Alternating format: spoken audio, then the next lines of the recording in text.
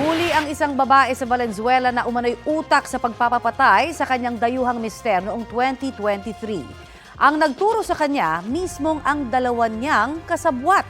Balitang hatid ni Bea Pinlac. Tikom ang bibig at hindi na pumalag sa pulisya ang 39 anyos na babaeng ito nang arestuhin siya sa bisa ng warrant of arrest sa Valenzuela. Siya ang itinuturong utak umano sa pagpaslang sa sariling asawa niya na isang Pakistani resort owner sa Dinalupian, Bataan.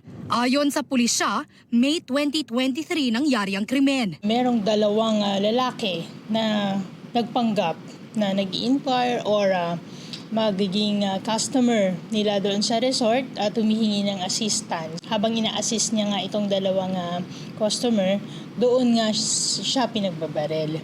Ang dalawang kasabwat din daw ang nagturo sa babae na siyang nag-utos umano sa pagpatay. Inaalam pa ng mga otoridad ang posibleng motibo sa krimen. Sinubukan naming kunin ang panig ng akusado pero tumanggi siyang magbigay ng pahayag. Non-bailable ang kasong murder na kinahaharap niya.